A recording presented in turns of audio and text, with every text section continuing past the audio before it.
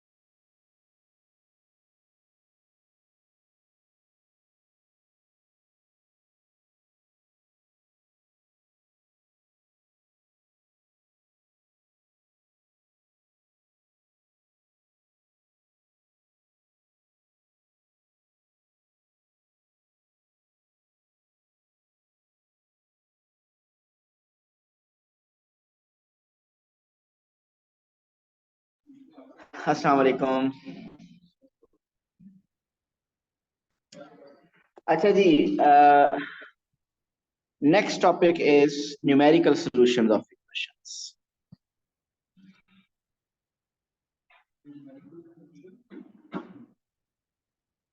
Of equations.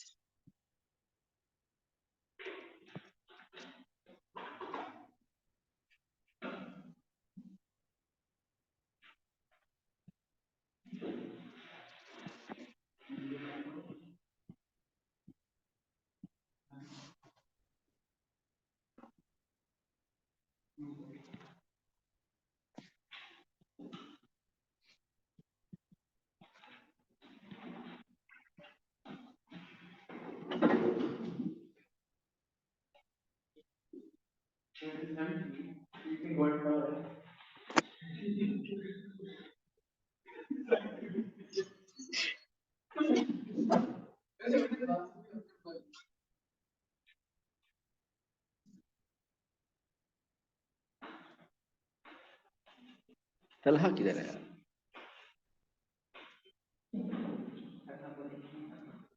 भेजा है मैंने।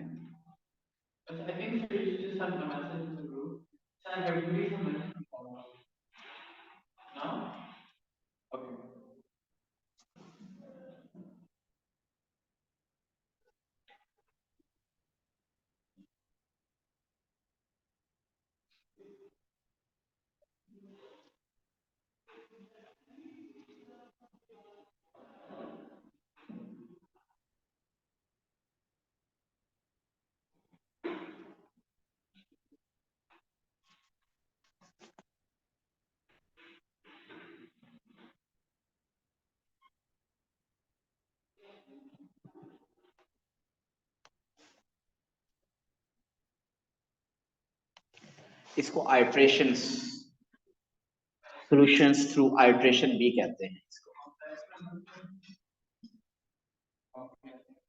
क्या कॉम्प्लेक्स? वो कॉम्प्लेक्स नंबर टॉपिक तो नहीं हम करने लगे। ओके जी, न्यूमेरिकल सॉल्यूशंस ऑफ इक्वेशंस।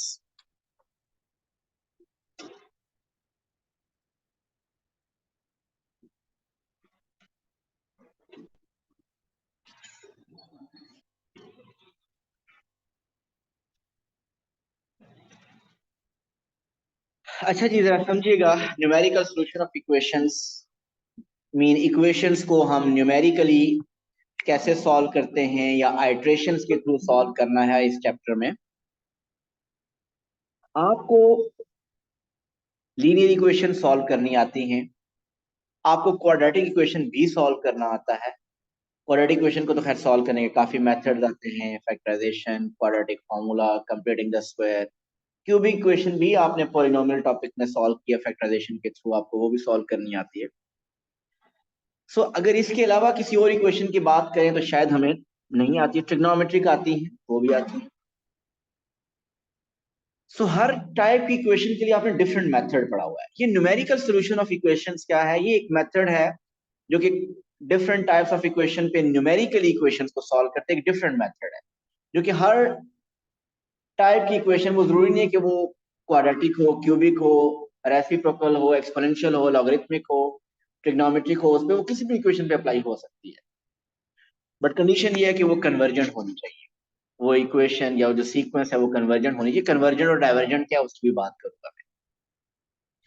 लेकिन उससे पहले एक पेपर में 2 मार्क्स का क्वेश्चन आता है, बहुत इजी 2 मार्क्स का एक क्वेश्चन आता है, वो उसकी थोड़ी सी डिस्कशन करते हैं। ये टॉपिक छोटा सा, इतना बड़ा टॉपिक नहीं है।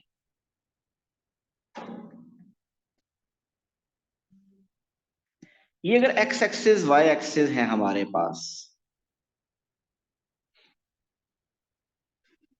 ये ग्राफ है, this is 1 and this is 2।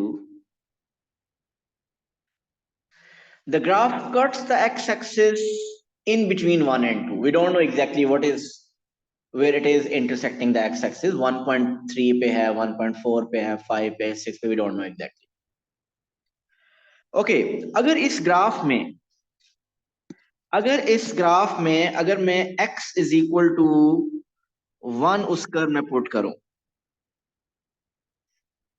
अगर आप उस कर्व में x is equal to 1 put करें, कर्व की इक्वेशन में अगर आप x is equal to 1 put करें, देन जलाल आंसर पॉजिटिव आएगा या नेगेटिव?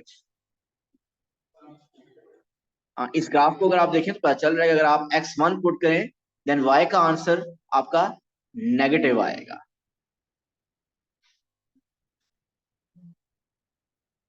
अगर आप x is equal to 2 put करें, तो x is equal to 2 put करने से आंसर आपका पॉजिटिव आएगा।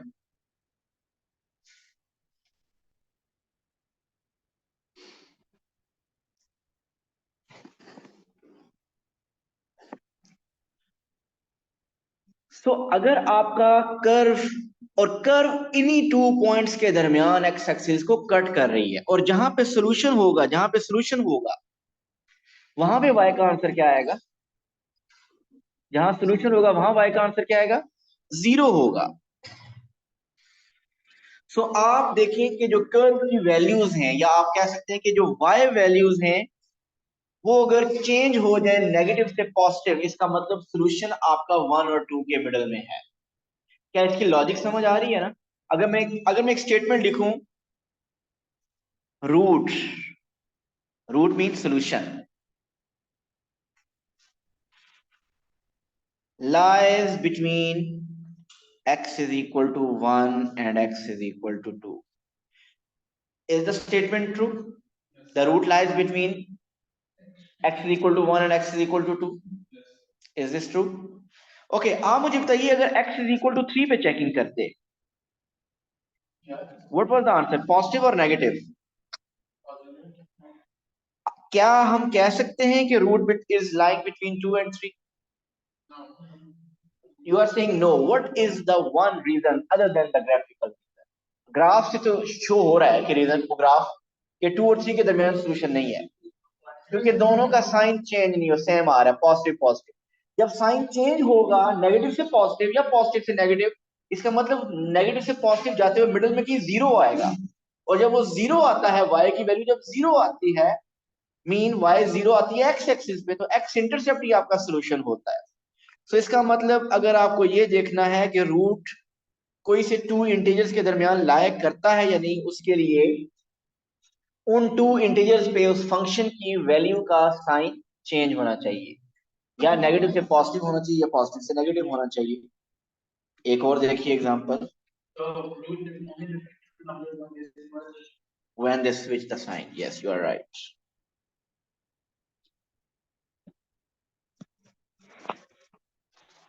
ओके, अब इस ग्राफ को देखिए।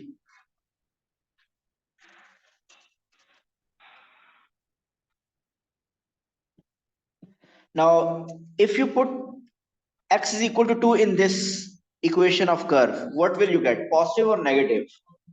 आंसर पॉजिटिव आएगा। और अगर हम 3 पुट करें तो answer will be negative. So it means the root lies between x is equal to 2 and x is equal to 3.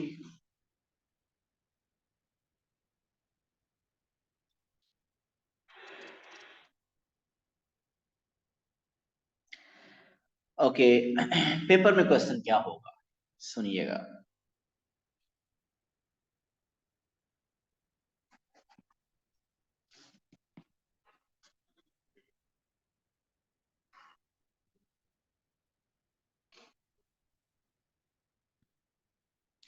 X square minus 6x is equal to 8। क्या आप इस इक्वेशन को सॉल्व कर सकते हैं? करना नहीं है अभी, मुझे सिर्फ ये कर सकते हैं। ओके, इसको मैं -8 कर देता हूँ। जी, ये क्वाड्रेटिक इक्वेशन है ना, क्वाड्रेटिक इक्वेशन को आप सॉल्व कर सकते हैं।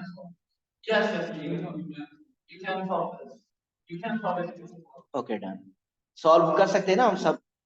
क्वाड्रेटिक फार्मूला लगा सकते हैं, फैक्टराइजेशन कर सकते हैं, कुछ भी कर सकते हैं, सॉल्यूशंस आ जाएंगे।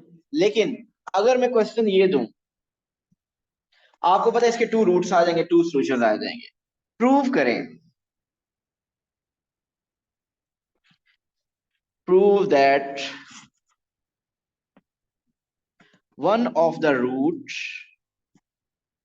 of the above equation lies between x is equal to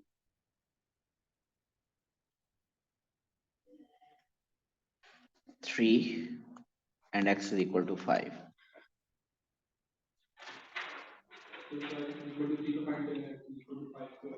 जी, तो ये क्वेश्चन में एग्जांपल ऐसी दी है जो कि वैसे भी आप सॉल्व कर सकते हैं, बट ये मेथड मैं आपको सिखाना चाह रहा हूँ जो आप करने लगे।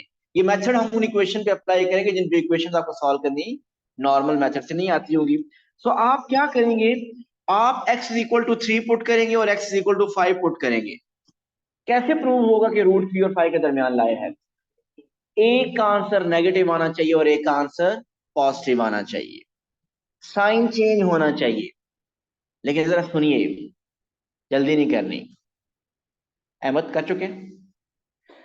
पहले क्या करना है कि आपने अपनी इक्वेशन को the whole equation mean all the terms of this equation should be इधर ऑन द लेफ्ट साइड या सब होनी चाहिए राइट साइड। मीन आपको लेफ्ट या राइट साइड जीरो बनानी है। तो आप इसको क्या बनाए, x square minus 6x plus 8 is equal to 0। So ये जो एक्सप्रेशन आएगा ना आपका x square minus 6x plus 8, इसमें पुट करना है आपने। सो आपको मीन इक्वेशन की इस इक्वेशन को कोई एक साइड जीरो करनी है। तो जब जीरो करेंगे तो एक एक्सप्रेशन आपके पास आ जाएगा x square minus 6x plus 8। इसमें पहले आप पुट कीजिए x इज इक्वल टू 3 और राइट साइड जीरो होगी तो वो जीरो पे y जीरो बनता है। अदरवाइज इधर रखोगे, इधर इसका डिफरेंट आंसर आएगा, उसका डिफरेंट आंसर आएगा। Okay, x is equal to 3 और x इज इक्वल टू 5 पे चेकिंग करें।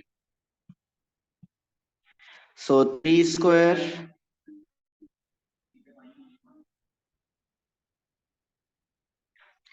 और फिर 5,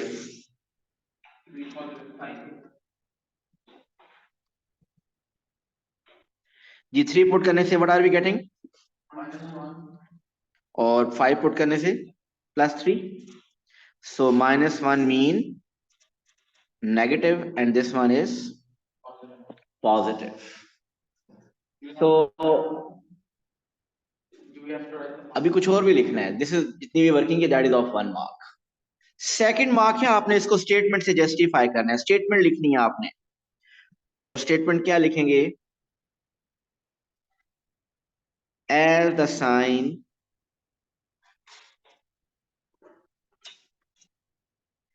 change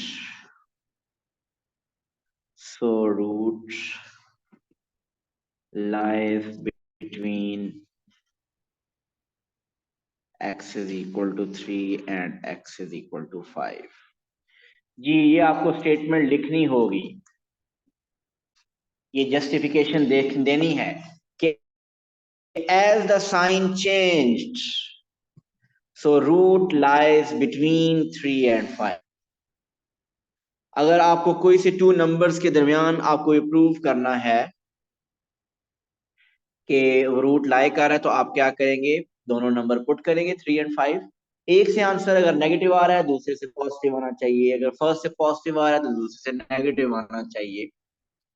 और फिर स्टेटमेंट लिखें as the sign change so root lies between x equal to 3 and x equal to 5। लेकिन ये अब ये मैंने कहा ना, ये अक्सर 2 मार्क्स का क्वेश्चन आता है।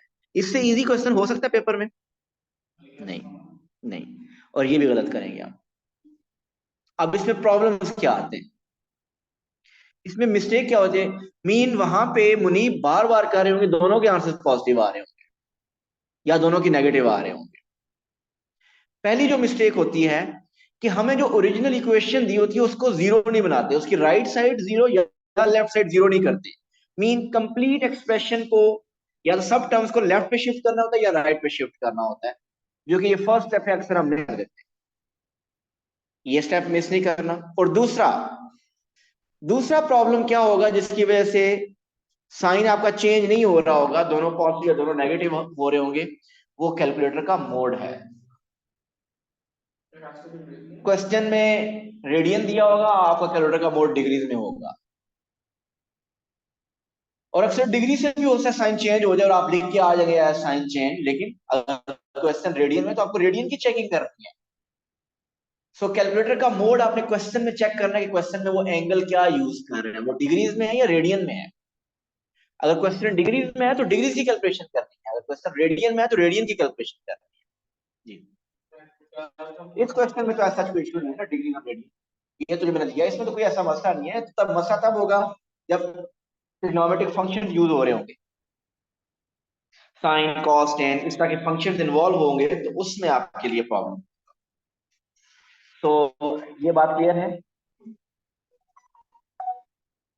ओके, अब होगा क्या, किसी भी क्वेश्चन को सॉल्व कैसे करना होगा हमने, मैं कोई एग्जांपल लेता हूं।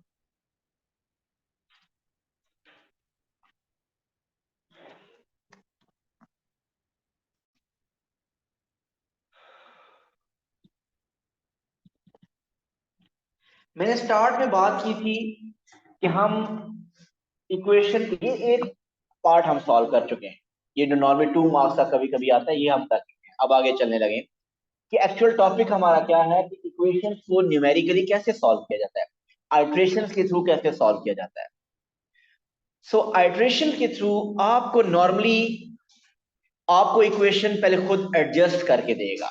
एडजस्ट करके देगा का मतलब ये है कि ये जो ऊपर इक्वेशन है, हो सकता है कि आपको इस एक्स को आइसोलेट करना हो, इस एक्स को सब्जेक्ट बनाना हो। यहाँ पे 2x यूज हो रहे हैं ना, चल रहा है यार।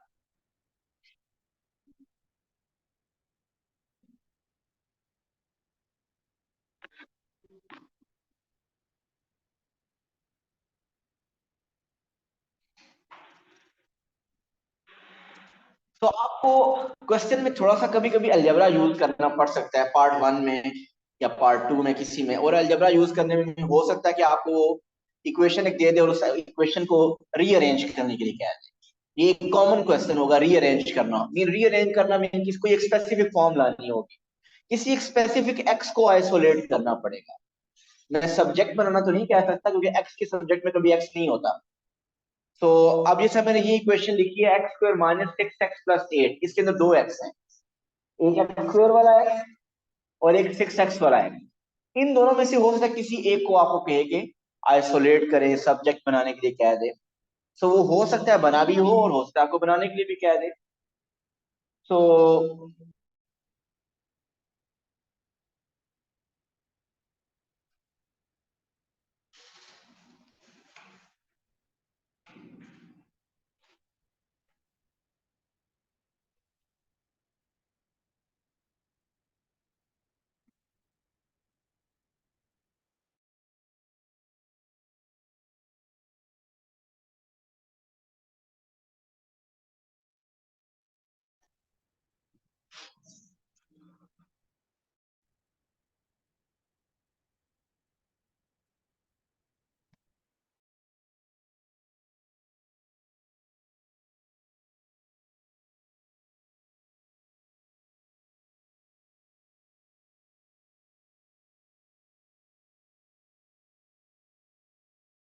= 0। अब अगर मैं आपको इस क्वेश्चन में कहूं कि ये इस एक्स को आइसोलेट करें, सो आप कर सकते हैं। आप क्या करेंगे, x² = 6x-8 और x क्या आ जाएगा, प्लस माइनस √6x-8। क्वेश्चन पे डिपेंड करेगा कि आपको प्लस माइनस लिखना है या नहीं। अभी मैं सिर्फ प्लस लिख रहा हूँ। हो सकता है कि आपको कहे कि ये वाला x आइसोलेट करें, इस x को अगर आइसोलेट करें you will get x² + 8 = 6x। So x is x² + 8/6। आप ये नहीं कह सकते कि यहाँ पे आपने x को इधर भी सब्जेक्ट बनाया उधर भी सब्जेक्ट बनाया, तो x को सब्जेक्ट बनाते हुए x के सब्जेक्ट में x तो नहीं आता। सो आप कह सकते हैं कि हमने उस इक्वेशन को 2 डिफरेंट वे से रीअरेंज किया। अब वो पेपर में भी आपको कोई इक्वेशन दे देगा, हो सकता है वो रीअरेंज करके दे दे या वो कोई स्पेसिफिक फॉर्म के कि ये प्रूव करे कि ये रीअरेंज होके ये बने। वो पार्ट आपके लिए मुश्किल नहीं होगा, ठीक है। अब मैंने जिस तरह इक्वेशन को 2 वे से रीअरेंज किया है, अगर मैं न्यूमेरिकल मेथड से इसको सॉल्व करना चाहूं तो जरूरी नहीं है कि ये दोनों हम न्यूमेरिकल सॉल्यूशन वाले मेथड से इसको सॉल्व कर सकें। जरूरी नहीं है कि हम इसको आइट्रेशन वाले मेथड से सॉल्व कर सकें। आइट्रेशन वाले मेथड से या न्यूमेरिकल मेथड से वही इक्वेशन सॉल्व करती है जो कन्वर्ज करेगी, कन्वर्ज करेगी या कन्वर्ज एंड डाइवर्ज क्या होती है। जरा सुनिए, कन्वर्ज एंड डाइवर्ज क्या होती है। आप लोगों ने वैसे कन्वर्ज इससे पहले या डाइवर्ज कहीं पे पहले पढ़ा है? आप नॉर्मली 7th 8th की साइंस में वो कन्वर्जेंट रेज पढ़ते थे या डाइवर्जेंट रेज पढ़ते थे। वो क्या थी? अगर सन की अगर बात करें, सन से डिफरेंट रेज डिफरेंट डायरेक्शन में जा रही होती हैं, ये डाइवर्जेंट रेज होती हैं, ये कन्वर्जेंट रेज होती हैं। डाइवर्ज मीन हर डिफरेंट डायरेक्शन में वो जा रही हैं। और अगर मैं कहूं कि डिफरेंट रेज एक स्पेसिफिक पॉइंट पे आके मीट करें, ये इस पॉइंट पे, सो ये एक स्पेसिफिक पॉइंट पे मीट कर रही है, कन्वर्ज कर रही है, इसको कहते हैं कन्वर्ज। न्यूमेरिकल सॉल्यूशन में भी कन्वर्जेंट और डाइवर्जेंट को थोड़ा सा मैं इसके साथ लिंक कर सकता हूं। कैसे? अब आइट्रेशन वाला मेथड क्या होगा? मैं हो सकता है इस आइट्रेशन वाले मेथड में, जरा सुनिएगा, आपको पता है ना इस इक्वेशन का सॉल्यूशन क्या है? इसको अगर सॉल्व करें तो इसके 2 सॉल्यूशंस आते हैं, एक 2 आता है और एक 4 आता है। बहरहाल अभी हम सिर्फ इसका सॉल्यूशन एक होता है 4। अगर मैं इस इक्वेशन में इस x की जगह, इस x की जगह पुट करूं 0, इसका आंसर क्या आ जाएगा? 8/6, 4/3 एक नंबर बन जाएगा।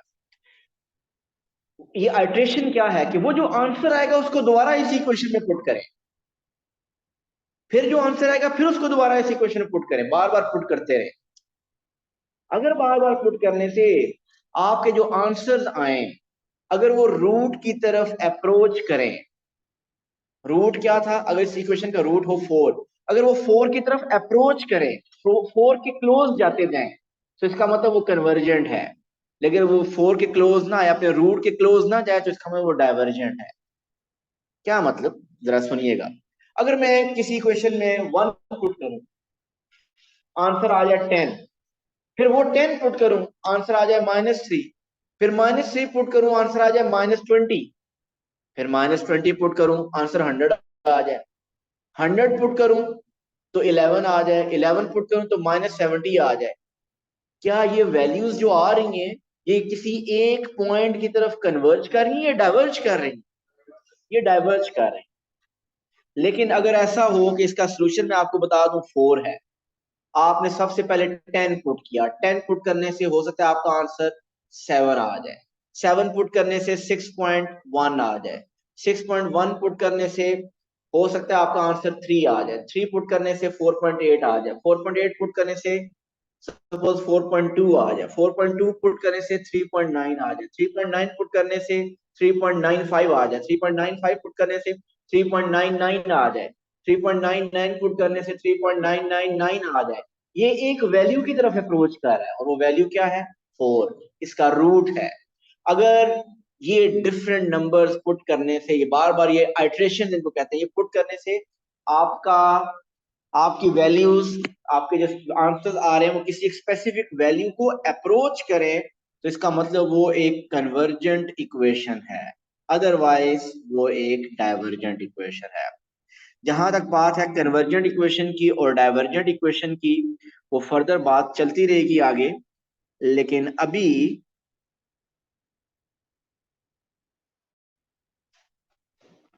मैं एक क्वेश्चन करके बताता हूँ कि आइट्रेशन मेथड क्या होता है, ताकि बहुत से क्वेश्चन हैं हमारे माइंड में, एटलीस्ट के इक्वेशन को, ये क्वेश्चन सॉल्व करते हैं और देखते हैं कि आइट्रेशन मेथड एक्चुअली है क्या।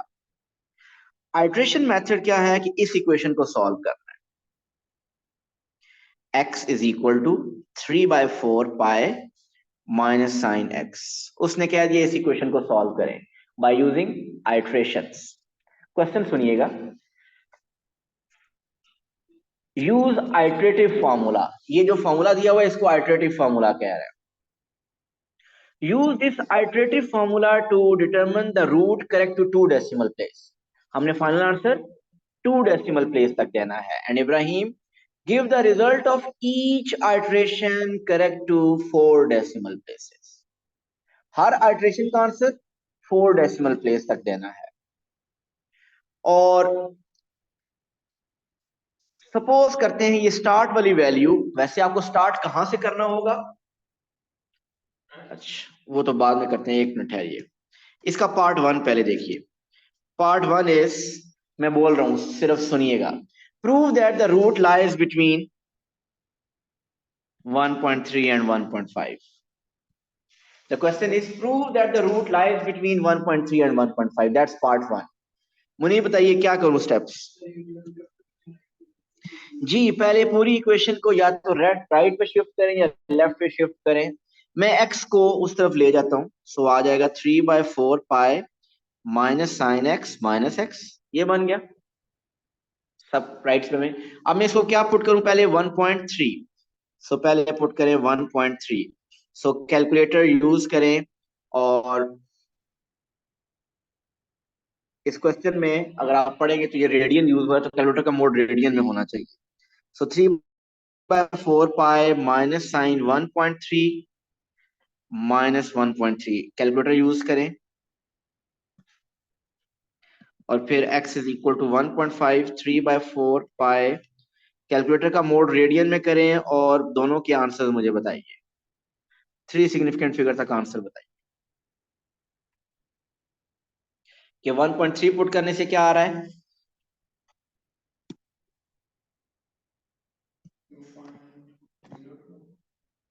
2.02, और फिर 1.5 पुट करने से बताइए क्या आ रहा है?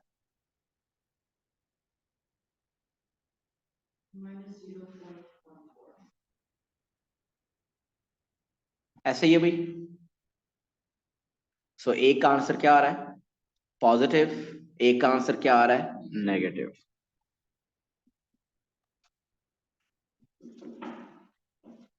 So as the sign changed, so root lies between 1.3 and 1.5. जी ये पार्ट 1 क्लियर है। अगर आपने कैलकुलेटर से यूज किया तो यही बिल्कुल ठीक है। अब सेकंड पार्ट में इसी इक्वेशन को सॉल्व करना है using numerical method, using iteration method. So second part is solve करना है इस इक्वेशन को, and equation is x is equal to 3/4 pi minus sine x। जी अब इसको सॉल्व करना है जरा। अब यहां से आगे एक्चुअली आपका ये टॉपिक है कि आपको जो नाइट्रेशन मेथड इस चैप्टर में हमने पढ़ना है वो क्या है। सबसे पहले के क्वेश्चन की हमने इसका सोल्यूशन फाइंड करना, स्टार्ट कहां से लिया जाए? स्टार्ट मीन इसकी इनिशियल वैल्यू क्या ली जाए, x1 क्या लिया जाए? आप बताइए पार्ट 1 में क्या प्रूव किया, रूट को कौन से 2 नंबर्स के दरमियान है? 1.3 और 1.5। तो आप स्टार्ट उनके मिडिल से ले, आप उसके मिडिल से स्टार्ट ले रहे, 1.3 और 1.5 का मिडिल इज बेस्ट, यही है कि आप उसके मिडिल से स्टार्ट लें। अगर आप मिडिल से स्टार्ट नहीं लेंगे आंसर फिर भी आ जाएगा, लेकिन आपको आइट्रेशन शायद ज्यादा करनी पड़ेगी। तो हम क्या करेंगे, अगर पार्ट 1 में पता चल गया कि रूट 1.3 और 1.5 के दरमियान है, तो हमें 1.8 से स्टार्ट नहीं लेना चाहिए, 2.7 से स्टार्ट नहीं लेना चाहिए। हमें पता है ना रूट 1.3 और 1.5 के मिडिल में कहीं पे है। सो आप मिडिल भी बेस्ट है कि मिड वैल्यू से स्टार्ट करें, 1.4 से ले रहे। जी जरा आप देखिएगा, x1 हमने डिसाइड कर लिया 1.4 है। अब मैं x2 फाइंड करने लगा हूं। लिखने से बेहतर है समझें, लिखे नहीं अभी, समझें इधर। x2 कैसे फाइंड करूंगा? I will put the value of x as 1.4 here. ये x as it is x2 आ गया। So 3/4 pi minus sine x की जगह क्या लिख दें? 1.4। मुझे इसका आंसर बताइए कैलकुलेटर में। ये फर्स्ट आइट्रेशन का आंसर आने लगा है, और आपको फर्स्ट आइट्रेशन, सब आइट्रेशन का आंसर 4 डेसिमल प्लेसेस तक बताना है। 37। मेक श्योर कि यू आर राउंडिंग। अगर आपका 4 डेसिमल प्लेस का है तो 5th डेसिमल प्लेस को आप देख रहे हैं।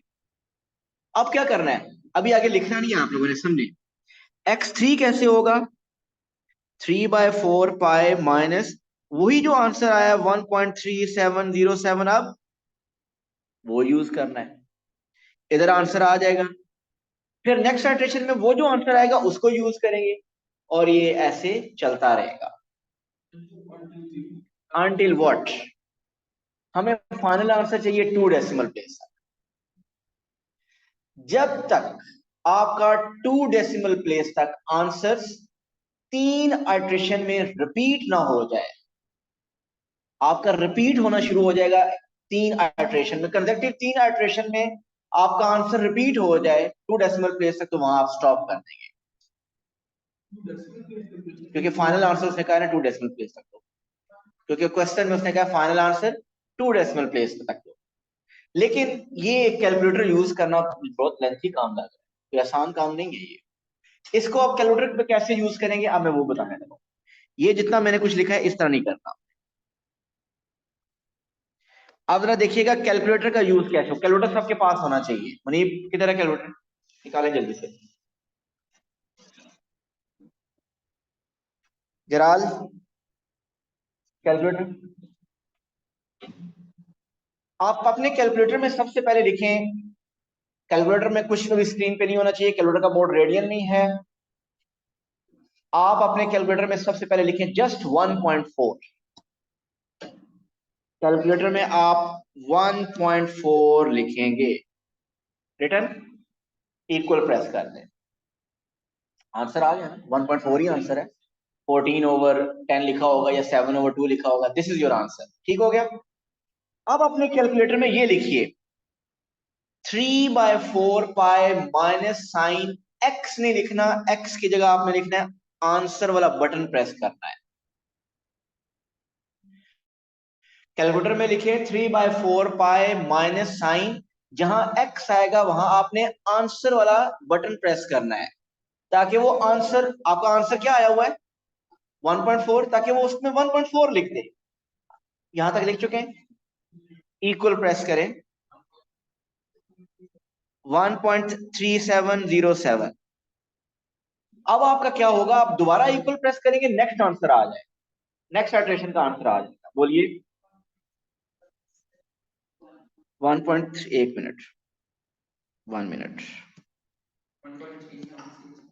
एक ही कोई बंदा बताइएगा जी। पहली आइटरेशन का आंसर था 1.3707। नेक्स्ट का आपने क्या बताया, फिर इक्वल प्रेस करें, फिर इक्वल प्रेस करें, 1.3753। यहां पे मैं स्टॉप करने लगा हूं, यू नो व्हाई, मुझे फाइनल आंसर चाहिए 2 डेसिमल प्लेसेस तक। जरा देखते जाइएगा, ये आंसर बताइए, फर्स्ट आइटरेशन का आंसर 2 डेसिमल प्लेस तक क्या है 1.37, सेकंड का क्या है 1.38, नेक्स्ट का क्या है 1.38, नेक्स्ट का क्या है 1.38। सो 3 कंसेक्टिव आइटरेशन में 2 डेसिमल प्लेस तक आंसर रिपीट हो गया है। सो यहां हम स्टॉप करेंगे and the final answer is x is equal to 1.38। ये है iteration method. I hope Ibrahim को कैलकुलेटर यूज करना आ गया इसके लिए।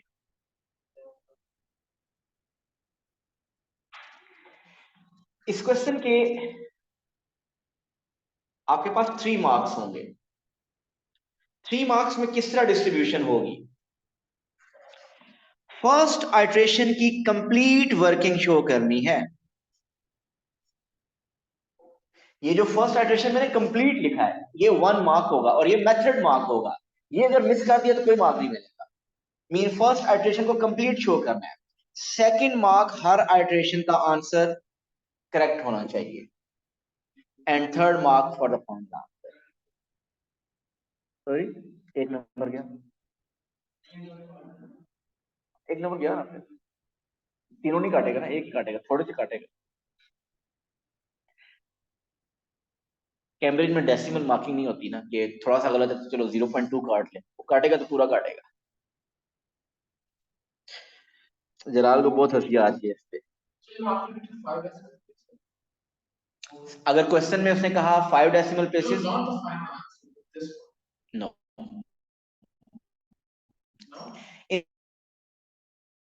in this question it was mentioned the answer of each iteration correct to 4 decimal।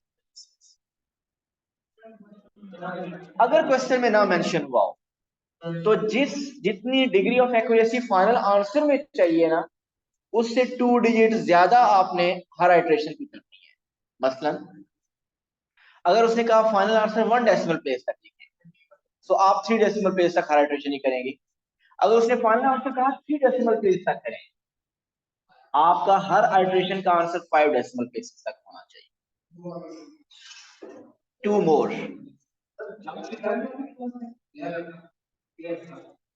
आया था, हो गई है। आज हमने जो आइट्रेशन में जो मेन चीजें वो हमने कर ली हैं। जो आइट्रेशन में एक तो ये क्वेश्चन जो आता है कि साइन चेंज होने वाली जो बात प्रूव करनी होती है, और दूसरा आइट्रेशन के थ्रू सॉल्व करने वाला। ये मेन हमने टास्क कर लिया है। अभी हम इसकी थोड़ी सी फर्दर थोड़ी थोड़ी चीजें ऐड होंगी, और ऑलमोस्ट अगर मैं बात करूं न्यूमेरिकल सोल्यूशन ऑफ इक्वेशन की, ऑलमोस्ट आप 70 to 80% ये टॉपिक कर चुके हैं। हाँ जी, एक ही क्लास में, लेकिन ये मैंने किया है। अभी ये प्रैक्टिस करेंगे तो आपको थोड़ा सा प्रॉब्लम्स आएंगी, और असल प्रॉब्लम तो उन लोगों को आएगी जिनको प्रीवियस टॉपिक्स नहीं आते।